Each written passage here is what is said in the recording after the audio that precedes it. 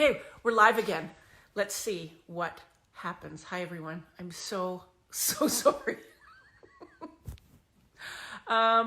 Okay, Suanne, where are you? I'm live.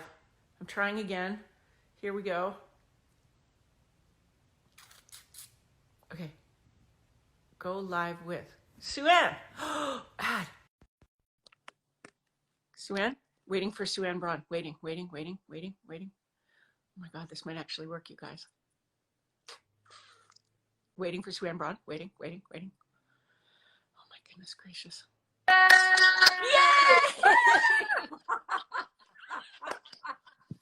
Oh my God. Oh my God. I was all set up with my computer and feeling like super chill, and now I'm like sweating and I'm on my phone and I hope it doesn't run out of power. I don't know. Well, we can always plug it in if we need to. I'm beginning to think that it might be me because last week Kate got the time wrong. So I was like, before we started, bless her. And today we couldn't get it to work. I don't know what that was. But yes, we're here and we've done it. Welcome. Hello. Thank you. Hello. And what a great idea this is, Suanne. You're so smart. Oh, well, thank you. It was really just an idea, I thought, to be able to connect with people, have a lovely time. Yeah. You know, the world is in such a bizarre place right now. We're all up and down. Everybody's feeling like, and I just figured this is a good way to connect with each other, talk about how we're feeling, and find out more about each other. Ooh. Whoops.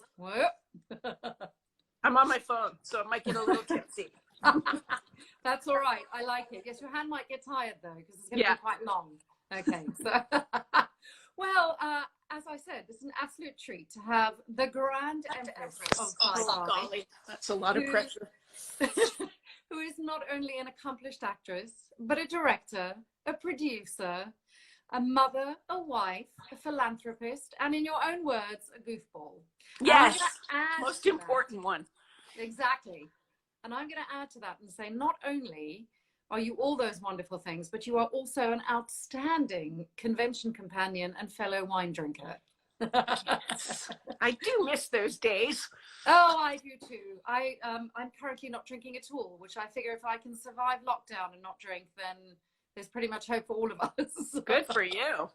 So I'm just going to jump right on in, and we're just going to start. Golly. And do you need to set it up on a podium or something? Otherwise, your poor hand is going to get very small. No, I'll just keep switching. Okay, we can chat amongst ourselves. That's just your drum roll, you see. You know what happened? My computer froze, and now it keeps going on and off. Oh dear. Uh-oh. It's the ghouls. Or the ghouls. The ghouls. So we're going to just start right away with a show that probably you are the most famous for, Stargate. And yeah, that little show, the little show that could. You played Samantha Carter, Captain Samantha Carter, later Colonel, for 11 years. Is that right? Yeah. Wow. Yes, it is. It is. Well, I mean, no, that is incredible. Yeah. And the show is now so firmly ensconced in everybody's hearts, and of course with repeats all over the world. People are watching it again and again and again and again. But I was just wondering if you could tell us a little bit about the audition process and how it came to you, how the job actually came to you. Oh yeah, I got the call like thousands of others to through my agent to audition. I auditioned in Toronto. Yeah. And I'll never, like, it's really bizarre. I don't usually remember auditions. But I think because I loved this character so much that it stuck with me. But I did the audition. The casting director was great. She said, thanks so much. And I got out of the audition and I was feeling so like, anxious about it. And I kept thinking it's going to go to an American. Like that was it. It's going to go to an American. But I ended up walking like all the way up Yonge Street in Toronto from this audition because I just couldn't calm myself down. And then I didn't hear anything. Oh. And then suddenly I got this, it's between 3 of you, they're flying you to LA. Oh no, I had to send in like a demo reel of my work. Yeah. And then it was you're flying to LA. And then there was 3 of us. And then it was the audition, which I think a lot of people have heard the story, but they had all the Sam Carters, all the Daniel Jacksons, all the Teal'cs, and all the General Hammonds waiting together. in wow. this room at MGM, and which was awkward because you're sizing up your competition. But we all went in once, and then they sent some people home, said, if we call your name, thank you so much. If we don't, please stay. And you're like, please don't call my name. Please don't call my name. Oh my God, I know, that's awful. It was so weird. But Michael Shanks and Christopher Judge and I kind of gravitated towards each other. It's so weird. It was meant to be, I'm sure, but we just ended up kind of hanging out together and running lines, and I don't know, it was super weird. It was this huge waiting room area, and the three of us kind of gravitated towards each other. And then Michael actually waited, because I was the very last person to go in the second round, and he waited for me, and we took a cab back to the hotel together, and we stood in the lobby of the hotel, and he said, okay, well, that was fun. And I was like, hopefully see you on set. Gave each other a hug and walked away. But the audition inside the room was really interesting, because we were up on stage, and it was with Rick. Isn't that weird, that stage thing that they do for people watching? This is a weird thing that you get taken in to network, where a bunch of usually men are sitting in a room which is sort of dressed like a theatre, and there's this funny little platform like a sort of student theatre. Yeah. And you have to perform the television script, but on a stage. It's and ours was like a full stage. Like they were down below in the audience. It was bizarre. And then for the first round, there was people from MGM, I guess, and then Showtime executives came afterwards. Yeah. For the second round. But I kind of joked around with Rick. And the one thing that happened to me in the audition, and I will forever love Brad Wright for this, is he and Jonathan Glasner came out in between the two sets of auditions, and they pulled me aside. We sort of went outside, and he said, look, you're doing great. I love your work. I'm a big fan. It's like, and he said, what you do, the way you're joking around with Rick in between the actual scenes is fantastic. Throw some of that into the scene. And he said, I really want you to get this part. Wow. Yeah. What a great. I know. He was so done. Yeah, he was so awesome. And and it just gave me this sort of renewed, okay, all right, I'm on the right track. Yeah, this is good. Doing the right thing. Which sort of segues really nicely into my next question, which is that you had 3 male co-stars, a very heavily male dominated set in the early days. Obviously there was Terrell there, and eventually me for a week or so. But it was largely men. So how was that working, sort of being the only gal? Obviously, I know that there were girls in makeup and that, but largely the only woman. I felt a lot of pressure. I grew up with 3 brothers, so I'm sort of used to that dynamic, and I was working with 3 guys. So I could sort of hold my own, but it was a real boys club. Stargate was known as being a real boys club kind of show. Yeah. And so I was always so happy when female guest stars came on. Like, hey, a girl, you're a girl. Yeah. But I don't know, it's also kind of a privileged position too, because the guys were very protective of me as well as teasing the hell out of me, but they were also really protective, which was lovely. Yeah. By the way, for everybody watching, if the comments are coming up over our faces, probably mine, you can just swipe down like that once, and then it'll just give you the bottom ones, and you can actually see. I discovered this in my research. I'm learning a lot about Instagram. So one of the amazing things about Sam Carter was that she is such a strong woman. And I think this is a real testament to you, that she was never shrill. She was never harsh. Yeah. You made her a fully formed, real woman that I think people instantly gravitated and connected with. And I wondered how much of that was on the page beforehand. Or is it all you? It's all me. It's all you. I mean, they wrote a beautifully well-rounded character. Sure. But I mean, I did have that line in the pilot, just because my reproductive organs are on the inside. Yes. Which I still gritted your teeth and said. So I think it was important to me that she not be a bitch. We had seen so many strong women on television, but they always ended up becoming bitches. Yeah. you know, and I didn't want that to happen to her. And I talked to the writers. I mean, you know, again, Brad Wright, I credit him with everything. Yeah. He listens, you know, and I just said, don't try to write a woman, right? As if you're just writing a human. Exactly. Or a guy, exactly. and I'll just bring an inherent femininity to it. Yeah. But they wrote it beautifully. I mean, they really did. And I was just very aware that I didn't want to become the bitch. Yeah.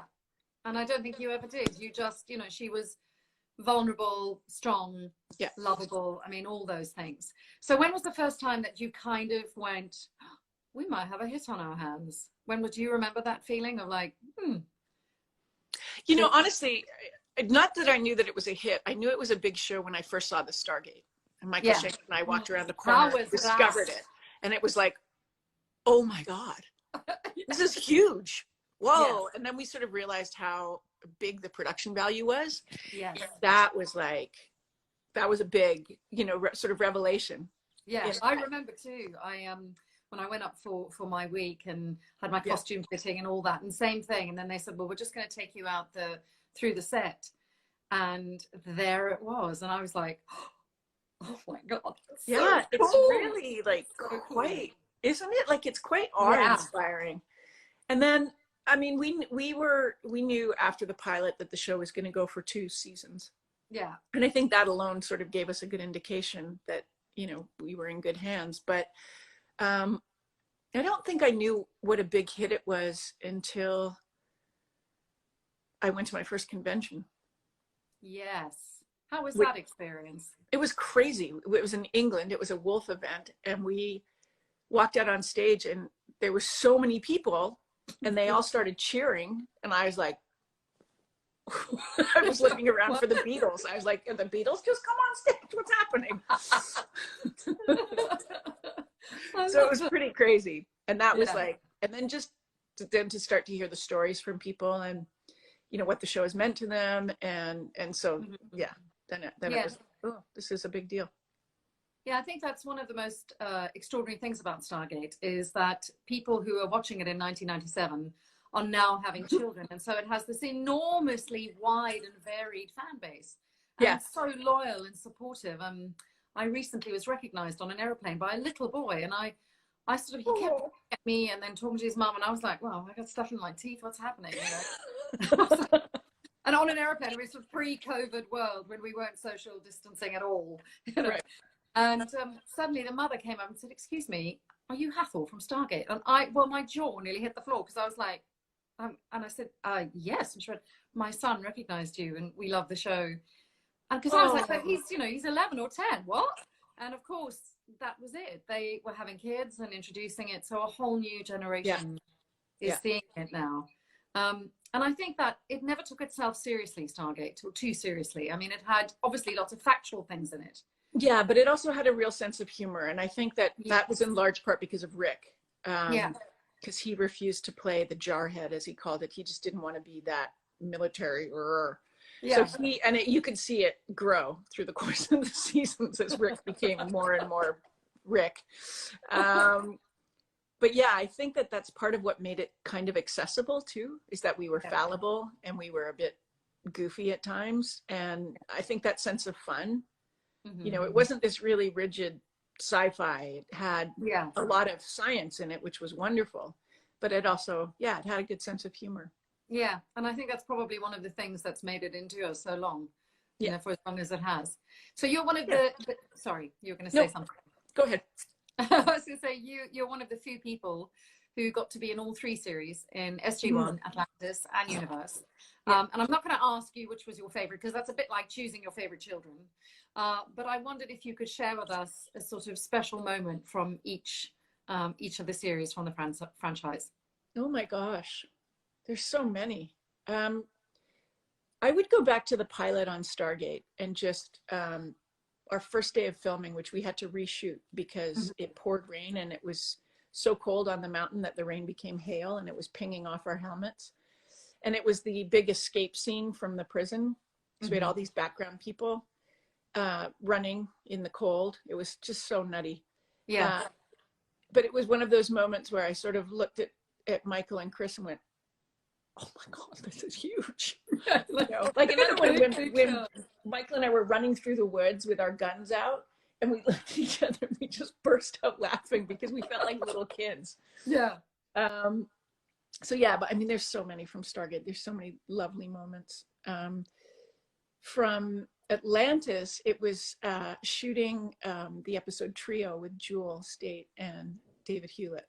Yeah. And it was just the three of us in this episode, and like just getting into the makeup trailer in the morning and laughing instantly. Oh. It was just such a special episode to shoot because they're both such wonderful people. Yeah. And they're both so funny. Jewel is like one of the funniest women I've ever met. And we just had such a great time. It was just such a joy to come to work every day. Yeah, I think that's a theme in your work, joy, and in you. Yeah, it is. It is. It's hugely important to me. And Universe? Universe was when I became the commander of a ship, and they called it the General Hammond. Oh, and it was going into the costume, into the wardrobe truck and into the wardrobe room and trying it on and seeing the patch that said General Hammond. I burst into tears and I was like, this is so great. Yeah. But yeah, that was like, I'll never forget, it was just one of those, you put it on and went, oh, wow. Yeah. Oh. Yeah. Oh, lovely Dawn. Yeah. Definitely. Smoking a cigar and having a scotch, I'm sure. So, and was it, when you moved to Atlantis, was that quite weird, having played, I mean, it was the same character, but it must have been such a big shift in energy and new characters. So how did you handle that challenge? I felt awkward at first. I felt like I didn't quite belong there. I mean, everyone was very welcoming and wonderful, but I felt like kind of an interloper on their show.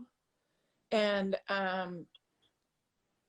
it's like, I liken it to sleeping in your own bed or going to your aunt and uncle's house and sleeping in the guest room, where it's your aunt and uncle, so you feel pretty safe and it's fun, but you're not, it's still a bit awkward. I don't know. I mean, that didn't last long because everyone was so great, but I just remember at first feeling like, I'm not sure, should I be here? And do you think that Jack and Sam ended up together? I mean, like forever, ever after, happily? Yeah. Yay! You heard it here first, folks. What do you think they're doing right now? I think they did end up together, and I think it would be a very interesting relationship because he retired and she would keep working. Yeah. And so, they'd probably have some great weekends at the cabin, but she was in command of a ship now, so exactly, she could retire. Yeah.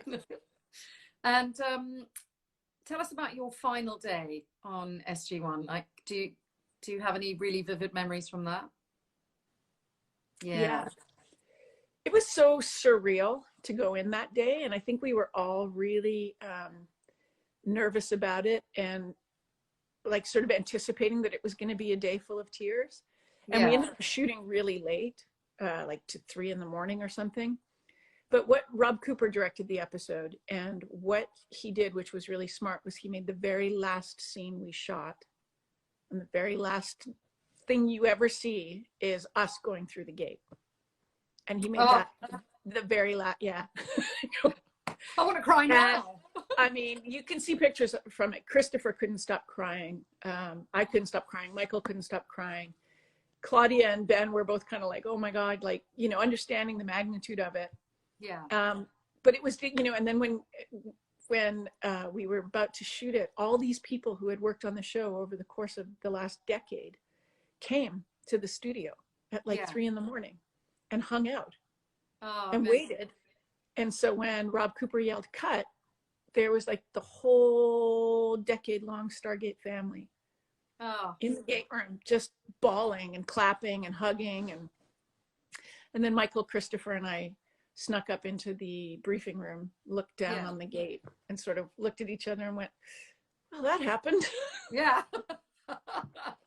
And it was pretty weird. It was weird to drive away. A fitting end, though, I think. Yeah. And as recently as January, it is rumored on Twitter, so it has to be true. You know, I mean, oh yeah, rumors on Twitter are always true. That Brad is in talks with MGM again, and I wondered what you would like to see for the franchise moving forward, and if you would like to be a part of it in either in front or behind the camera. I would love to be a part of it, actually, in both capacities. Yeah.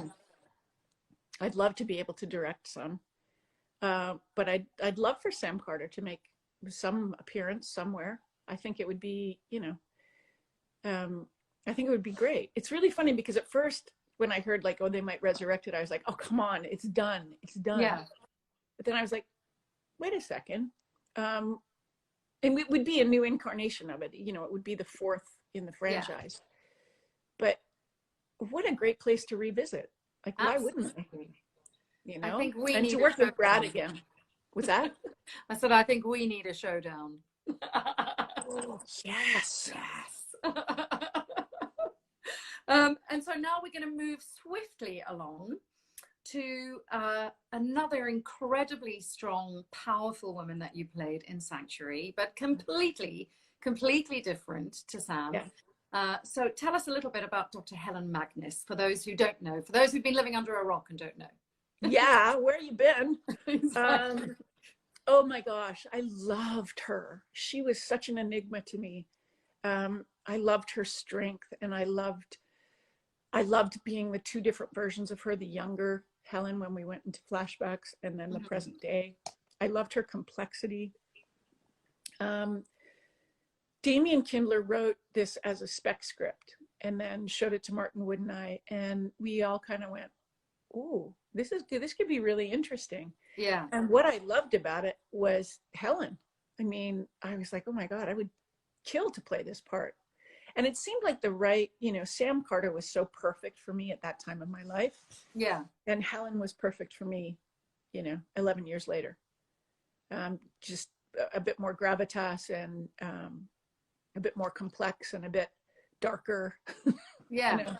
And I became a mom. And so bang on perfect British accent too. Thank you, darling. Terribly, but I was like, girl, you're good. So you sort of answered my question, which was what drew you to the project, but it was her strength, and then oh yeah, an opportunity to do something like that. Yeah, and then the actors that we, you know, that we got to do the show with us, you know, were just incredible. Like that, you know, to have Ryan Robbins and Chris Heyerdahl and Amelia Ullerup and then of course Agam and Robert Lawrenson, and I mean I could list everybody. Jonathan Young, who's amazing. Like, if you ever get the chance to see Jonathan Young on stage, run. I will walk. He's phenomenal. He's phenomenal. Yeah. And it was really groundbreaking as well, wasn't it? Because it started as a web series and then it got picked up. But you did the first season almost entirely with green screen and also red cameras. So tell us a little bit about that for people who aren't quite familiar with what that is and what that involves. Right. So the red camera had just come out, and it was a really kind of new digital platform. And we were the first TV show to shoot with it, which came with a whole host of problems because they didn't really have a support network or center. Yeah. So our DP, Dave Geddes, was on like forums online, going onto forums saying, hey, we're having this problem with the red camera. Has anyone dealt with this before? A bit like our broadcast this evening. Right? Exactly. And so he had to deal with that. But then the green screen aspect was just really kind of thrilling to be able to create anything. And then what we realized was like, the standing set of Helen's office was so beautiful. And we had an amazing art director and construction team. And so it was like, you know, we ended up doing less green screen in subsequent seasons than what we started with because, you know. And also, I think what's amazing about a green screen actually is that it gives you as an actor a chance to really, really be imaginative and imagine stuff, you know, like the play that we used to do as children. Yeah. Because you don't have anything. It is a tennis ball on a stick, you know. Right. And now you're terrified. Yeah. and all, like we did one where there was holograms all around us. This holographic city came up, and there's a little like didgeridoo that went past, and all these things. It was like, it's not a didgeridoo. That's not the right word. Anyway, and just like, you know, our VisFX producer saying, okay, now you flip these, do this, and it'll spin the little fan, and then that'll go floating off this way. And it was just like, to see the finished product from what we were standing in, which was 100% green screen with a couple of tables, was like amazing. Yeah, mind-blowing, I bet. Yeah, yeah. And it was also kind of groundbreaking for you, because it was a job that you were executive producer on, you directed at some episodes, and you were the star. Yeah. Now, I mean, that kind of blows my mind, because I know you all three shared responsibility for the show. Yeah. But like, talk us through that. That must, I mean, did you enjoy it? Like, what was a typical day for you? Typical day is like up at 5 a.m. If I'm shooting, then it's get to work, go through hair and makeup, do the rehearsal, run up to the office, check emails, see if I needed to talk to, you know, I was sort of the network liaison. Right. Check in with Martin and Damien. In breaks, I would go to editing. Yeah, it was kind of just nonstop. There was always something. There was always something to be dealt with. And we all, each took a turn, you know, with the final edit of episodes. So yeah, yeah, it was like, I've never been busier. I was super happy, but I had a little girl at home. And so it was just like, really, it was an intense time. Yeah. Those 4 years of Sanctuary were so intense. But so you loved the challenge. You enjoyed and rose to that challenge, I think. Yeah, I did. I really loved it. And I loved the people I was working with. So, yeah, you know, Robin Dunn made me laugh so hard every day. Every day. Robin Dunn kind of made that so incredibly special for me, that show. Oh. Yeah. Do we think that we might see Sanctuary on our screens again at some point? I don't know in what incarnation it would be. I know that the intellectual property has been, or somebody has bought the right to create new content and to sell existing episodes. Right. Okay. So I don't know. I don't know what's going to happen with it. Okay. Well, we'll keep watching that space. Yeah. And you've of late been very, very, very busy as a director as well. Where did that love of directing come from? Was it being on set every day and kind of learning in a very hands-on way, or is it something you've always wanted to do? It's something I always wanted to do. And it's really funny because I had a conversation recently with, I used to be in a comedy troupe, and one of the women in the troupe said to me, you're a natural born director. You always have been. You know, I was sort of the director of the troupe, and she was the writer, and like it was really interesting. And she said, you just were born to do this. It so works with your brain. But once I got onto Stargate, I knew that I wanted to direct, but I was so lucky. I had, like, you know, an entire television crew at my disposal who were willing to teach me everything. Yeah. So I was able to go to different departments and say, what exactly does a grip do? What is an electric? How do you make that special effect work? How do you do this? And they were all so patient with me and taught me so much, so that when I did finally get the chance to direct on Stargate, I had, you know, sort of a wealth of knowledge, and I'd sat behind the monitors for so long. And so it was a really great launching pad for me. Yeah. And because I was, you know, so involved in the show, yeah, it was just, I just never forget directing the first time I directed television. It was amazing. And I knew as soon as I walked onto set and started setting up shots that I was going to be doing this in the future. I just didn't know how successful I would be. Yeah. You know? And when Sanctuary ended, I did a short stint on Supernatural, playing a recurring character for like 8 episodes. But it was at that time where I was like, oh my God, I've been on television for 15 years solid. Incredible. Who am I if I'm not that girl that's on that TV show? Like, time to reinvent. It was time. And so I threw my hat into the ring as a director and got hired on, oh my God, I totally blanked on the name, with the dinosaurs, and you had it in England too. And Primeval New World. Oh my gosh, thank you. I should know that. So Primeval New World, and I did 3 episodes of that, and then I got contacted by Simon Barry, who did the show Continuum, by a man named Gary Harvey, who was doing a show called Arctic Air. And they both took a chance on me and gave me 1 episode each. And then the next season, I got 2 episodes of each of them, and the word got out. And then it was just word of mouth, basically. Yeah. And then, of course, you know, and then I got hired on Supernatural, et cetera, and it kept going. And then Brad hired me on Travelers, and I became like, you know, me and Andy Makita and Will Waring became the 3 sort of stable directors on Travelers. Yeah. And that was a phenomenal experience. But yeah, it's just sort of gone up from there. And lately I've been doing a lot of Warner Brothers.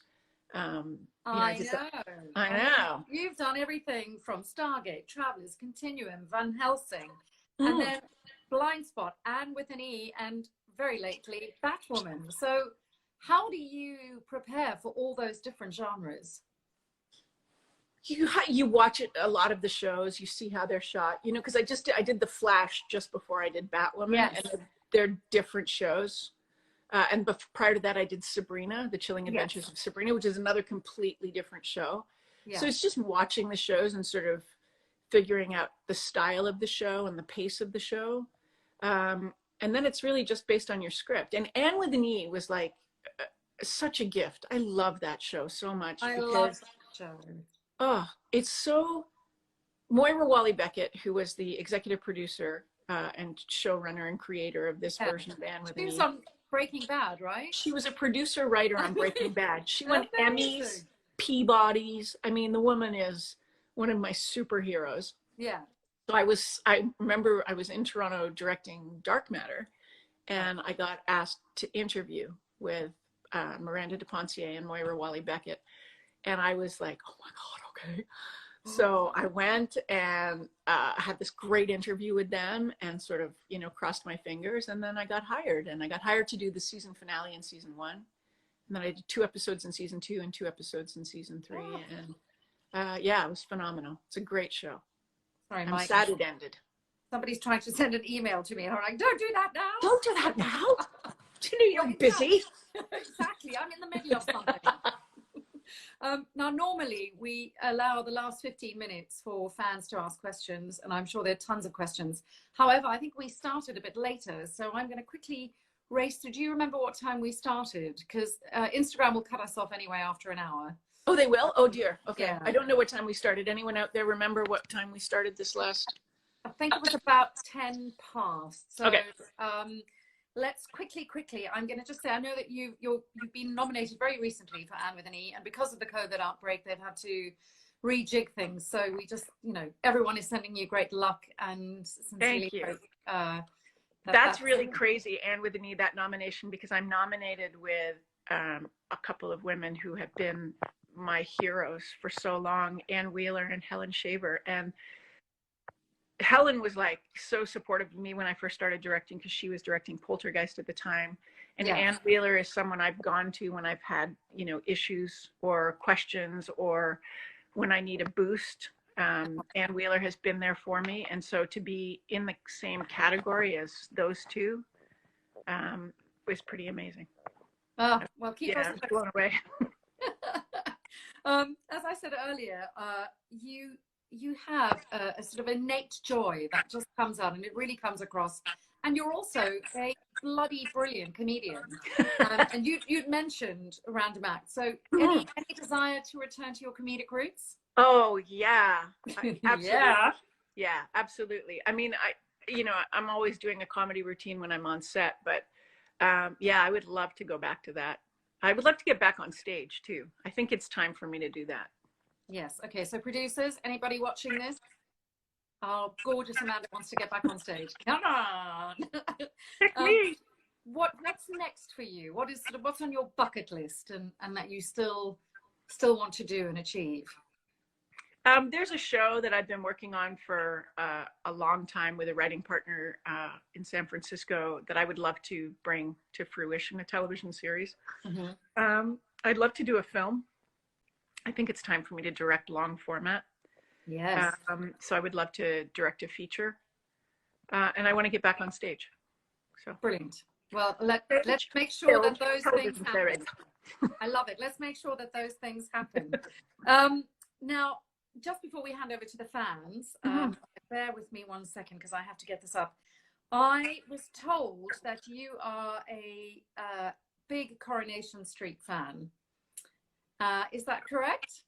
You know what? I haven't watched it in a very long time, but I was a huge Coronation Street fan. And when I came to do, I think it was the first AT event, the girls, the Gabbett Four, not all girls, there's a boy. Yes. They got me onto the Coronation Street set. We got a tour.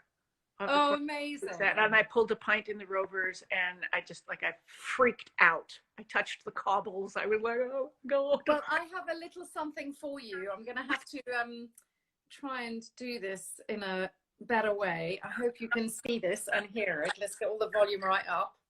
And it's especially, bear with me, for you. So this is Dan here. You probably know me better as Billy Mayhew from Coronation Street.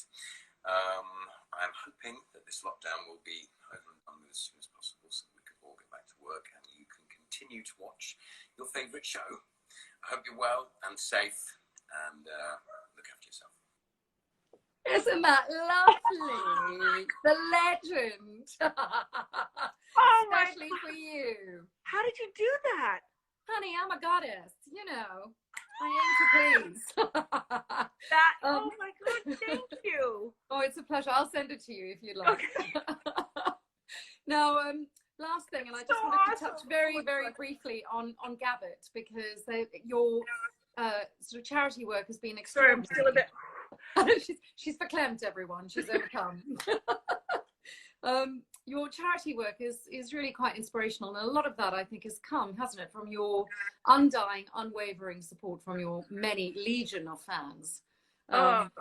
Sanctuary for Kids would not have existed if it weren't for the fandom. Like, I can't even say enough, and it's about the Gabbett events in particular, and what those weekends, not just the amount of money they raise, but the amount of goodwill that they raise, and the amount of love that is just like, ripples out from those events. But yeah, the fandom had been so incredibly supportive. So Sanctuary for Kids was sort of born from that. Yeah. Because we knew we could, harness the power of this incredibly generous fandom and do good with it. And so it's been phenomenal. And sadly, we shut our doors at the end of last year. But still, like, when we, this Gabbett event coming up, the money was still going to go to Nepal Orphans Home, and that'll happen again. Right. I mean, I'm still donating to the charities. So yeah. And we hope that we'll see you next year here in London. Yes. So I am going to hand it over to the fans now. So I think, first, Best Goddess Hathor. That's very nice. Thank you. So guys, fire away with your questions, because I think we've got till 10 past, hopefully. Before we quickly answer a question, Amanda, when we hang up, because I'm going to try and steer people to this who are expecting it to be on my page. When you hang up, it's going to give you an option on the left-hand side, a little arrow that'll say download this video or save the video. Please save it so that I can get it from you. Okay. Otherwise I've not delivered.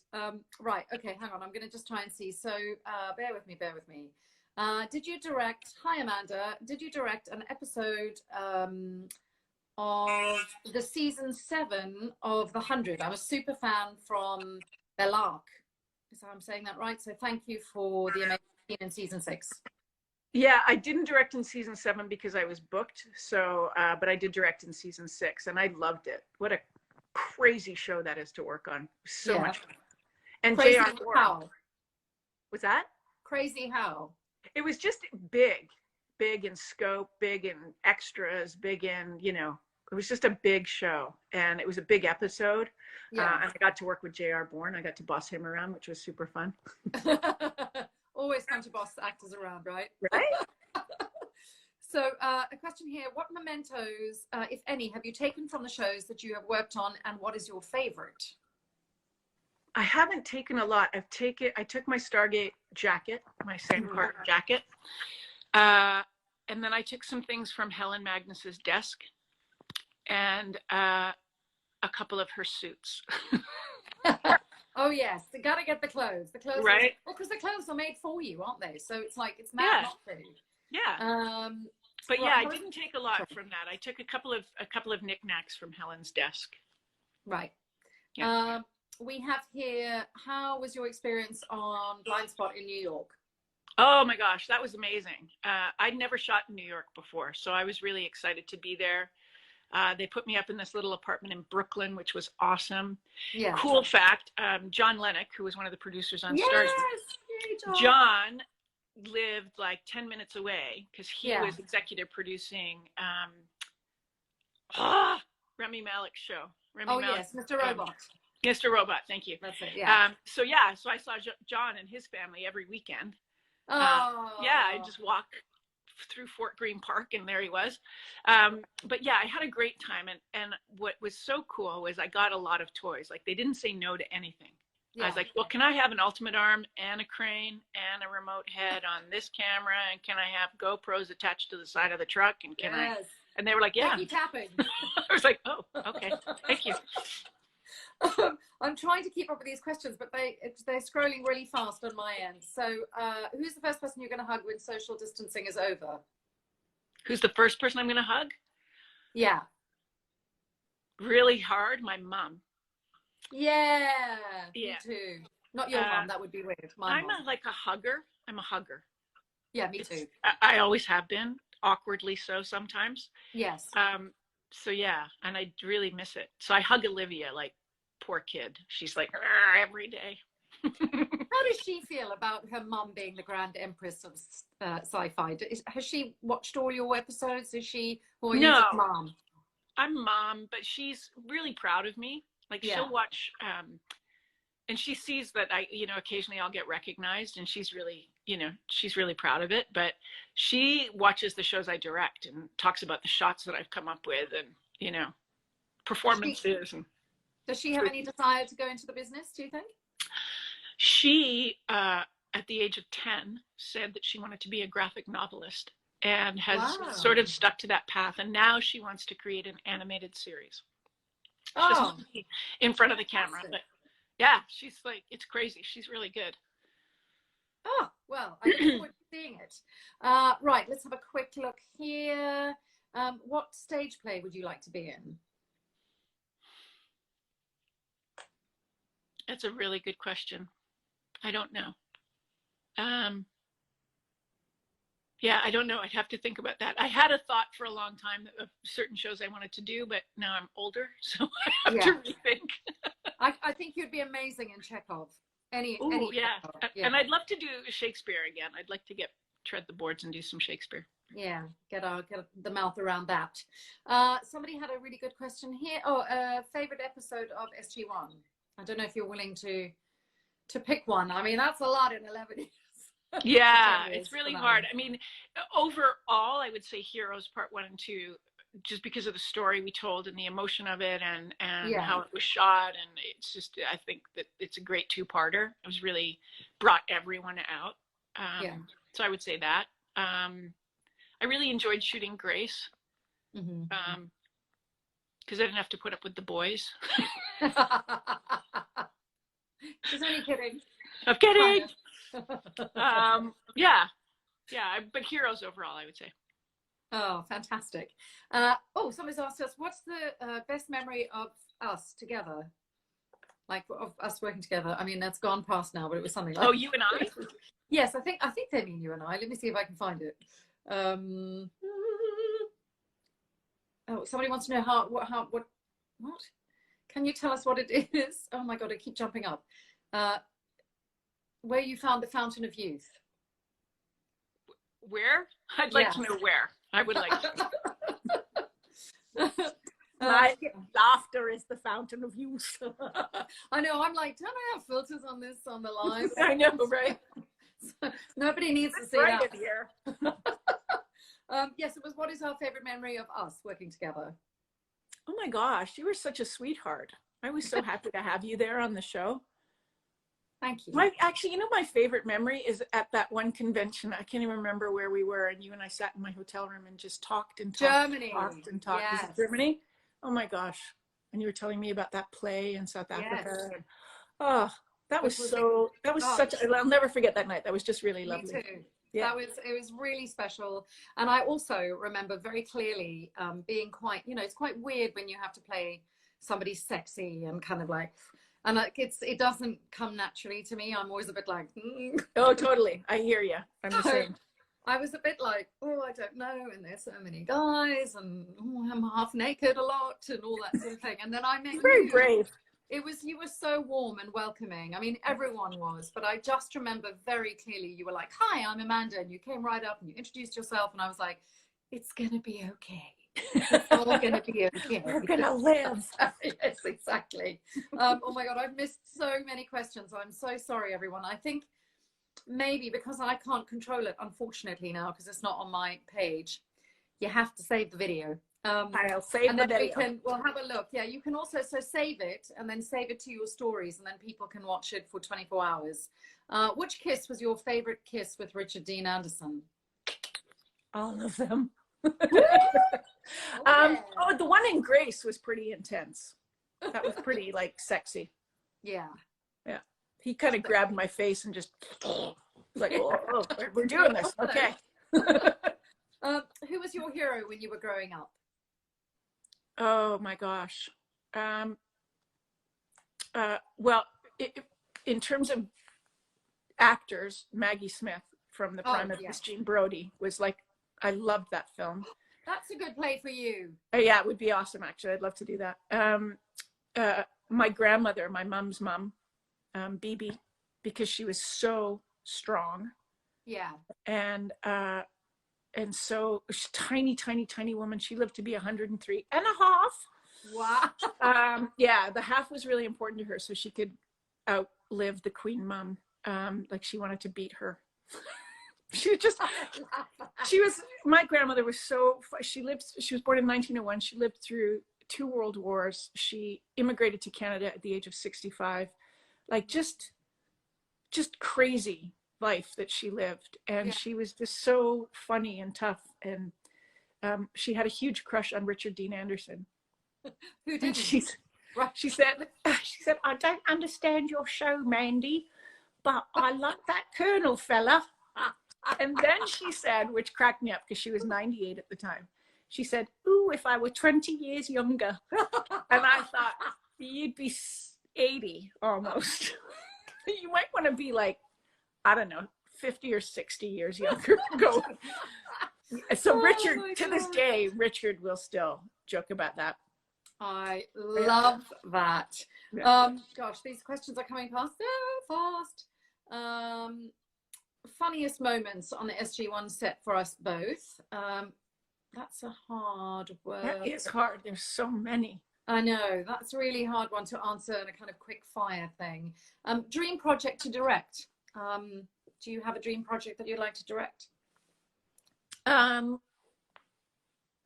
No, not yet. Yeah. No. I mean, this new series that I want to do, I think would be really cool. And I would love to do a really deep, dark drama movie. That's a good question. Somebody's just asked, what is your biggest directorial challenge and why?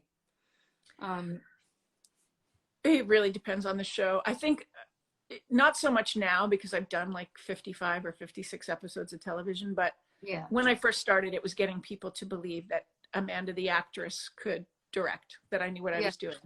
And I find that every time I go onto a show, I have to prove myself within the first day in prep and then the first day on set so people will then relax and just let me do my job. But it's a lot of tap dancing.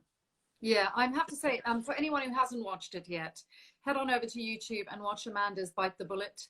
It's quite short, but it's really outstanding. And I think you raised such good points about being a woman in the business, about being a woman in the business today after Me Too or during Me Too. I mean, sort of slightly post Me Too now. There have been these huge shifts in how people work, but also the perception of you, as you said, every single time you walk onto a set, you have to fight for that respect. You are asked questions that your male counterparts would not be asked. And this isn't to go like, oh, men are terrible, you know. It's just, I found it really revelatory in what you were saying. And I really strongly urge everyone to go over and have a look at that. Thanks. Yeah. I think we are about to run out of time because I don't know. We started and I don't want them to cut us off. And there's so many questions. What did you plan for the season of Sanctuary that didn't happen? Such a cliffhanger. Dun, dun, dun, dun, dun. Oh yeah, we so wanted to explore that new Sanctuary. I wanted to bring Ashley back in season 5. There were so many things that I wanted to do on that. We have 10 minutes left, somebody just said. Oh, what's it like to work with the Chilling Adventures of Sabrina cast? They're amazing, all of them. Oh my gosh. Kiernan Shipka is like arguably one of the best number ones I've ever worked with. She is so prepared, so sweet, stays on set, kind to everybody, just an absolute love, super talented. I can't say enough. The cast was phenomenal. Yeah. Somebody wants to know what it was like directing the kissing scene in Anne with an E. I think I've had to I've lost the question. Oh yeah. So. There was a lot of pressure on that because, you know, it was the season finale. Anne and Gilbert were finally going to kiss. I know.